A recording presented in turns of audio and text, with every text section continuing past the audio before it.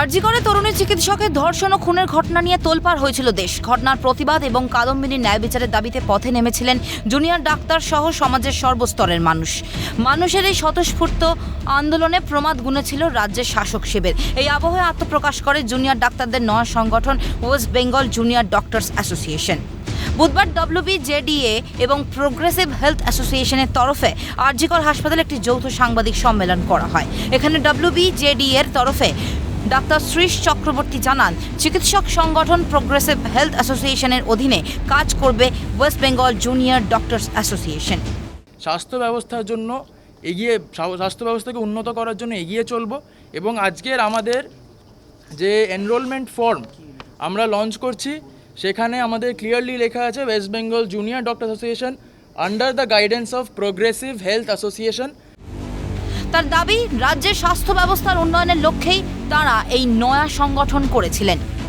West Bengal junior doctor association আমরা যখন তৈরি করেছিলাম সেটা একেবারেই ছিল যে যাদেরকে মাননীয় মুখ্যমন্ত্রীর উন্নয়নের যেই স্বাস্থ্য ব্যবস্থা উন্নত করার যেই তার প্রকল্প তাকে ব্যাহত করার জন্য যারা এবং দিনের পর দিন সিজ ওয়ার্ক এবং স্বাস্থ্য ব্যবস্থাকে নষ্ট করে দেওয়ার জন্য যারা এগিয়ে পড়েছিল তাদের বিরুদ্ধে এবং যারা কি স্বাস্থ্য ব্যবস্থাকে কার্যত রাখার জন্য কাজ করতে চাইছিল, সিজ ওয়ার্ক মানছিল না, তাদেরকে একসঙ্গে নিয়ে আমরা West Bengal junior doctor association তৈরি করেছিলাম। বুধবারের এই সাংবাদিক সম্মেলনের প্রোগ্রেসিভ হেলথ অ্যাসোসিয়েশনের assistant treasurer doctor Dipanjan Haldar জানান, আন্দোলনের জেরে বিগত 6 মাস ধরে রাজ্যের স্বাস্থ্য ব্যবস্থা আরও খারাপ হয়েছে।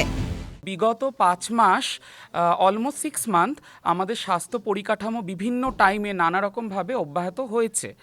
তার মূল একটা কারণ ছিল এই আন্দোলন। তার অভিযোগ, কর্মবিরতির সময় বাইরের হাসপাতালগুলিতে স্বাস্থ্যসাথী প্রকল্পের পরিষেবা দিয়ে 527 লক্ষ টাকা রোজগার করেছেন চিকিৎসকরা। এর মধ্যে আরজিকর হাসপাতালে 22 জন সিনিয়র রেসিডেন্ট ও 7 জন পিজিটি চিকিৎসকও রয়েছেন। যে আরজিকর থেকে 77 জন টোটাল, মানে 22 জন এসআর আর 7 জন পিজিটি, এদের কিন্তু এখানে স্বাস্থ্যসাথী স্কিমে এরা কিন্তু কেস করে টোটাল প্রায় অলমোস্ট 5 কোটি টাকা এখানে কিন্তু তারা স্বাস্থ্যসাথী স্কিমে রোজগার করেছে। আর রাজ্য জুড়ে পুরো রাজ্য জুড়ে সেটা হয়েছে 500 কোটি। যখন এটা করা হলো তো ইন দ্যাট কিন্তু গরিব মানুষদের কাছে পরিষেবা ওই টাইমে অব্যাহত হলো, তাদের পক্ষে সম্ভব ছিল না বাইরে গিয়ে প্রাইভেটে গিয়ে ট্রিটমেন্ট করানো। এই পুরো সংগঠনের কাছে নিন্দনীয়। আর আমাদের মনে হয় এই বার্তাটা সাধারণ মানুষের কাছে পৌঁছানো উচিত যে এই আন্দোলনের নাম করে স্বার্থসিদ্ধিও কিভাবে করা হয়েছে। পাশাপাশি থ্রেড কালচার প্রসঙ্গে তিনি জানান, শাসকপন্থী হওয়ায় কিছু লোকের বিরুদ্ধে থ্রেড কালচারের নামে কুৎসা রটানো হয়েছে।